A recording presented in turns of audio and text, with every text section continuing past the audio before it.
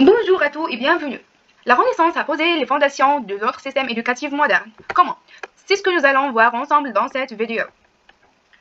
Pour le plan, on a l'introduction, problématique, les objectifs, analyse des éléments éducatifs principaux et réflexion personnelle et synthèse. La période de l'Europe se situe entre 476 et 1815. Se compose de trois périodes. Premièrement, le Moyen-Âge et la Renaissance et l'âge de lumière. Pour le Moyen-Âge, entre 476 et 1350.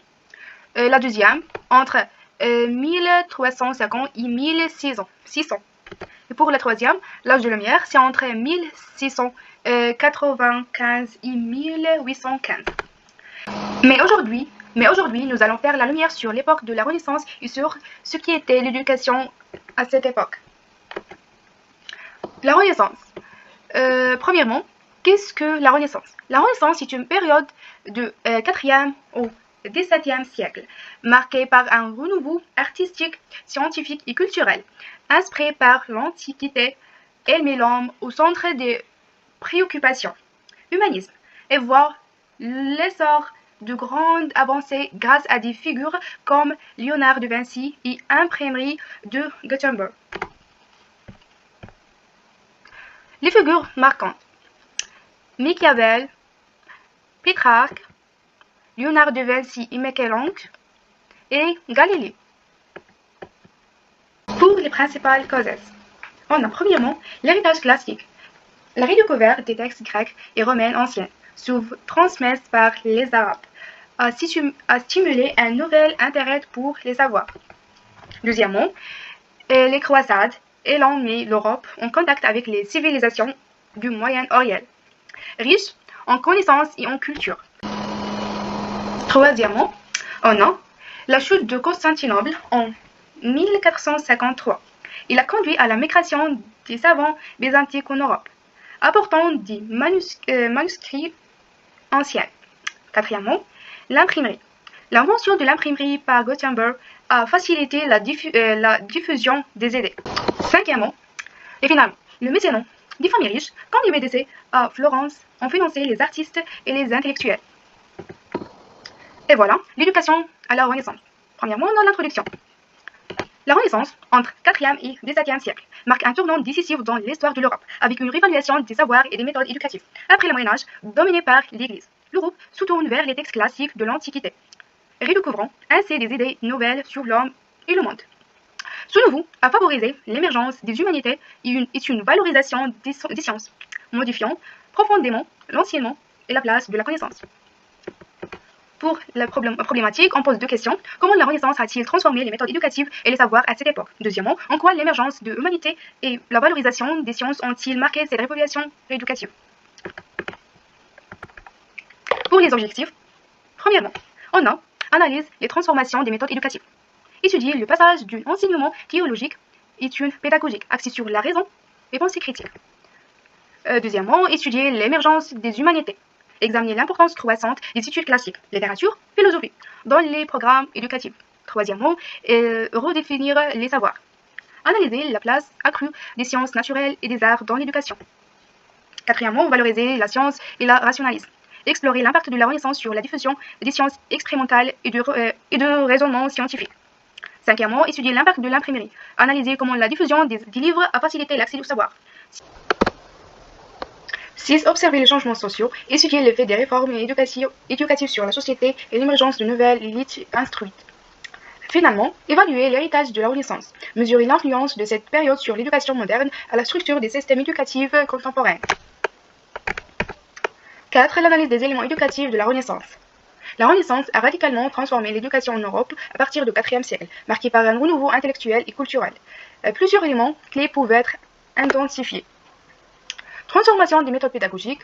L'éducation est passée d'une approche théologique dominée par l'Église à une pédagogique centrée sur l'individu. La réflexion critique, l'étude des textes classiques, l'interaction et la débat ont pris une place importante dans l'apprentissage. Transformation des méthodes pédagogiques. L'éducation est passée d'une approche théologique dominée par l'Église à une pédagogique centrée sur l'individu. La réflexion critique et l'étude des textes classiques, l'interaction et le débat ont pris une place importante dans l'apprentissage. Pour réforme de contenu éducatif, les humanités, littérature et philosophie sont devenues au cours de l'éducation, avec un accent sur l'étude des textes antiques. En parallèle, les sciences naturelles ont émergé, marquant un débat de valorisation de la méthode scientifique. L'impact de l'imprimerie. L'invention de l'imprimerie a rendu les livres plus accessibles, facilitant la diffusion des idées humanistes et scientifiques à un plus large public, et démocratisant l'accès au savoir. Nouvelles institutions éducatives. Des collèges et des universités ont été reformés pour intégrer les humanités et les sciences. De nouvelles écoles privées sont aussi émergées, élargissant l'accès à une éducation laïque et moderne. Et finalement, l'impact social. L'éducation a permis l'émergence de nouvelles élites intellectuelles, renforcé la distinction sociale par la culture et la connaissance. Les intellectuels formés pendant la Renaissance ont influencé la société et la politique européenne. 5. Valeurs et finalités éducatives. Les valeurs inculquées par l'éducation à la Renaissance. Premièrement, dignité de l'individu, l'humanisme, courant de pensée dominé à la Renaissance, plaçait l'être humain au centre de toutes les préoccupations. L'éducation visait à développer pleinement les potentialités de chaque individu, en cultivant son esprit, son corps et son âme. Curiosité intellectuelle. La Renaissance encourageait la curiosité et l'esprit critique. Les élèves incités à poser des questions, à remettre en question les idées reçues et à rechercher la connaissance par eux-mêmes. Troisièmement, importance de la lecture. La lecture classique, grecque et latine était considérée comme le fondement de toute éducation.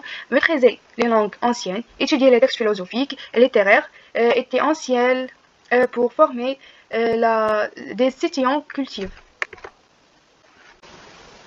Équité. Bien que l'accès à l'éducation restait limité à une certaine élite, la Renaissance a vu émerger une volonté d'élargir l'enseignement à un plus grand nombre. L'idée de l'éducation pour tous commençait à se faire jour. 6. Objectifs éducatifs. Voici quelques des principaux objectifs éducatifs de la Renaissance. Premièrement, formation de l'individu complet. Développement intellectuel, maîtriser des langues anciennes, latines et grecques, étudier des textes classiques, développement de la logique et de la rhétorique. 2. Épanouissement physique, pratique des sports et de l'art, souci de la santé et du bien-être. 3. Éducation morale, développement des vertus civiques, de l'honnêteté, de la justice et du sens de la communauté. 4. Ouverture l'esprit, encouragement à la curiosité, à la remise en question et à l'esprit critique. Deuxièmement, formation de citoyens, participation à la vie de la cité, préparation des jeunesses à exercer des responsabilités politiques et sociales. 2. 3. Transmission du patrimoine culturel. Premièrement, maîtriser des classiques, appropriation des œuvres littéraires, philosophiques et artistiques de l'Antiquité. 2. Conservation et diffusion du savoir, développement des bibliothèques, des universités et des échanges intellectuels. Quatrièmement, préparation à la vie professionnelle, acquisition de compétences pratiques, formation à des métiers variés, notamment dans les domaines du commerce, de l'artisanat et des sciences. Les valeurs sous-jacentes à ces objectifs éducatifs étaient guidés par un ensemble de valeurs fondamentales. 2. Humanisme. L'homme est placé au centre de toutes les préoccupations. On sont encouragés. 3. Curiosité intellectuelle. La soif de connaissance et l'esprit d'innovation sont encouragés. 4. Équité. Bien que l'accès à l'éducation reste limite, l'idée d'une éducation pour tout commençait à émerger. 5. Pluralisme culturel. La diversité des cultures et des idées dévalorisées.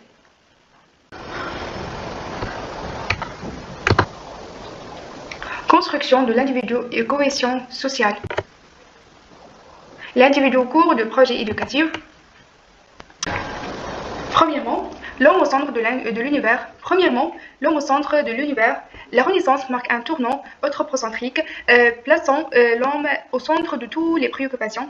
L'éducation devient ainsi un outil pour développer pleinement les potentialités de chaque individu, en cultivant son esprit, son corps et son âme. 2. Formation d'un individu autonome. Deuxièmement, formation d'un individu autonome. Les humanistes de la Renaissance encourageant l'esprit critique, la curiosité et l'autonome de penser. L'objectif est de former des individus capables de penser par eux-mêmes et de prendre des décisions éclairées.